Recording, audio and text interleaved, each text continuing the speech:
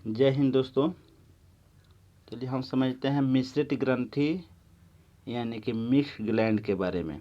पिछले वीडियो में हमने इसके पहले दो ग्रंथियों के बारे में देख लिया है, अंतःस्रावी ग्रंथि और बहिःस्रावी ग्रंथि। अंतःस्रावी ग्रंथियाँ जो थी वो किसका स्राव करती थी? तो हार्मोन का। किसका स्राव करती थी? हार्मोन का। बहिःस्रावी ग्रंथियाँ जो थी वह एंजाइम का स्राव करती थी। अब हम पढ़ेंगे मिश्रित ग्रंथि। ये ग्रंथि जो है एंजाइम और हार्मोन दोनों का स्राव करेंगे। एंजाइम और हार्मोन दोनों का स्राव करने वाली ग्रंथि के बारे में देखेंगे। और जब एंजाइम हार्मोन दोनों स्राव करती है, इसी कारण से इसे मिश्रित ग्रंथि या मिक्स ग्लैंड कहते हैं। इसके अंदर अंतःस्रावी और बहिःस्रावी दोनों का गुण मिलता है। मिक्स ग्लैंड के अंदर अंतःस्रावी और बहिःस्रावी दोनों का गुण मिलता है। चलिए तो हम देखते हैं मिश्र ग्रंथि के बारे में या मिश्रित ग्रंथि के बारे में। सबसे पहले देखते हैं अग्नाशय। अग्नाशय जो है मिश्रित ग्रंथि है और दूसरी सबसे बड़ी ग्रंथि है।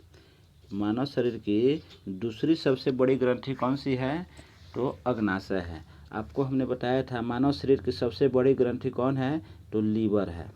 अंतःस्रावी ग्रंथि में सबसे बड़ी अंतःस्रावी ग्रंथि के रूप में आपको हमने ऑटो ग्रंथि यानी कि थायराइड ग्रंथि के बारे में बताया था।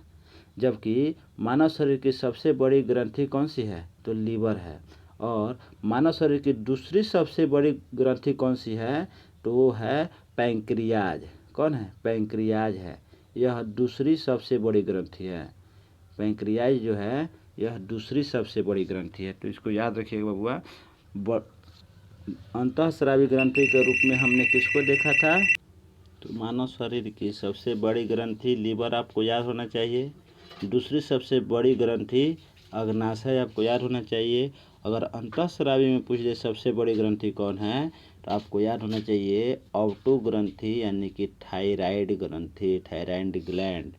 तो ये तीनों आप याद रखिएगा। चलिए अग्नाशय जो है जब मिश्रित ग्रंथि है तो जाहिर सी बात है कि यह एंजाइम और हार्मोन दोनों का स्राव करेंगी। अग्नाशय के अंदर कोशिकाओं को सबसे पहले यानी कि ये अग्नाशय है तो इसके अंदर कोशिकाओं को सबसे पहले लैंगर हैंस ने देखा था। किसने देखा था? तो लैंगर हैंस ने देखा था।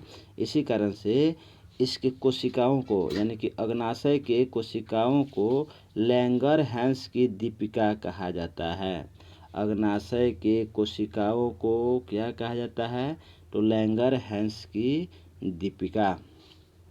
चलिए अब देखते हैं कि आखिर अग्नाशय के द्वारा कौन सा एंजाइम छोड़ा जाता है और कौन सा हार्मोन छोड़ा जाता है। तो सबसे पहले हम देखेंगे एंजाइम को। एंजाइम के रूप में हमने आपको ट्रिक के रूप में याद कराया था जब पाचन पढ़ा रहे थे। तो इसमें ज़्यादा डिटेल से भी हम नहीं जाएंगे क्योंकि पाचन में इसके बारे में हम लोग पढ़ चुके हैं। तो एंजाइम के बारे में हम देखेंगे कि LAT ट्रिक बताए थे। LAT लाइपेज, एमाइलेज और ट्रिप्सिन। लाइपेज, एमाइलेज और ट्रिप्सिन जो हार्मोन छोड़ा जाता है। और इन तीनों के द्वारा हम यहाँ पे शॉर्टकट में लिख दिए हैं। लाइपेज जो है वसा का पाचन करता है। एमाइलेज जो है स्टार्च या चोकर का पाचन करता है। ट्रिप्सिन जो है यह पेप्टोन को पेप्टाइड में बदल देता है। पेप्टोन को किस में बदल देता है? तो पेप्टाइन में बदल देता है।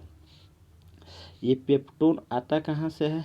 तो इस पेप्टोन का निर्माण जठर ग्रंथि आप लोग को पढ़ाए थे। जठर ग्रंथि में पेप्सिन ने प्रोटीन का पाचन किया था। तो वो प्रोटीन का पाचन नहीं किया था, प्रोटीन को पेप्टोन में बदल दिया था। जठर ग्रंथि प्रोटीन को किस में बदला था? पेप्टोन में बदला था। और यही पेप्टोन अग्नाशय के द्वारा पेप्टाइड में बदल दिया जाता है। किस में बदल दिया जाता है? पेप्टाइड में। अब देखते हैं हार्मोन। हार्मोन कौन कौन सा निकलता है? तो हार्मोन के रूप में हम देखेंगे अल्फा कोशिका से अलग हार्मोन निकलेगा, बीटा कोशिका से अलग हार्मोन निकलेगा और गामा कोशिका से अलग हार्मोन निकलेगा। अल्फा, बीटा, गामा इन तीनों से अलग अलग हार्मोन्स निकलेंगे।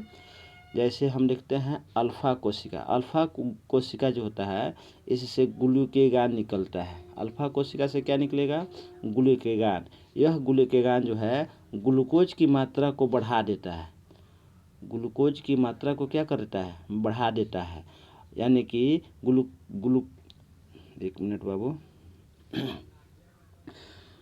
ग्लाइकोजन को यह ग्लूकोज में बदल देता है, ग्लाइकोजन को ग्लूकोज में बदलता है। आप लोग याद कीजिएगा, हमने लीवर पढ़ाया था, लीवर में आपको बताया था कि यह ग्लूकोज को ग्लाइकोजन में बदलता है और उसी ग्लाइकोजन को यह अग्नाशय द्वारा निकला हुआ हार्मोन किस में बदल देता है, ग्लूकोज में बदल देता है।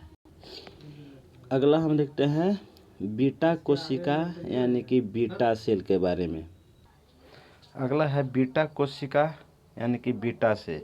यह इंसुलिन के इससे तो इंसुलिन निकलता है, लेकिन यह ग्लूकोज की मात्रा को कम कर देता है। देखिए, ये यहाँ पे जो ग्लूकेगान निकल रहा था, ये इंसुलिन की मात्रा को बढ़ा देता था, क्या करता था, बढ़ा देता था, जबकि ये जो है घटा देता है। यानी कि इंसुलिन जो है ग्लूकोज की मात्रा को घटा देगा, जबकि ग्लूकेगान जो है वह इंसुलिन की मात्रा को इंसुलिन बोल रहे हैं, ग्लूकोज की मात्रा को बढ़ा देता है।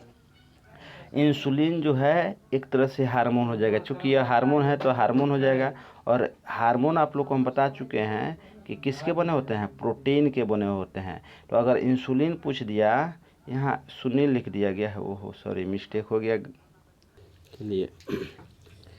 तो इंसुलिन जो है ये हार्मोन होता है और सभी के सभी हार्मोन जो हैं ये किसके बने होते हैं, प्रोटीन के बने होते हैं। सभी के सभी हार्मोन किसके बने होते हैं, प्रोटीन के बने होते हैं।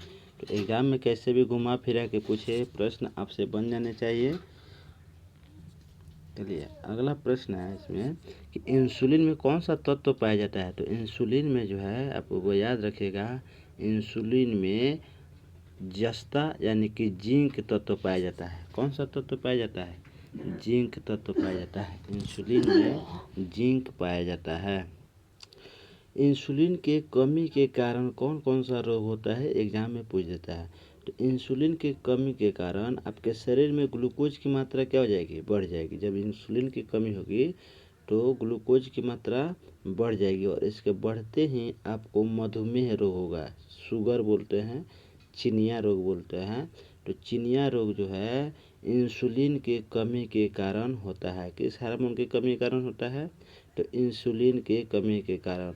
और ये इंसुलिन जो है कहाँ से निकलता है, तो बीटा कोशिका से निकलता है। इंसुलिन का स्राव कौन सी कोशिका करती है, बीटा कोशिका। और ये बीटा कोशिका कहाँ पे, तो अग्नाशय में। तो याद रखिएगा, इंसुलिन की कमी से मधुमेह रोग होता है। इंसुलिन जो है बीटा कोशिका से निकलता है और यह बीटा कोशिका अग्नाशय से स्रावित, अग्नाशय में स्थित होता है। अगला है गामा कोशिका। कौन सा, गामा कोशिका।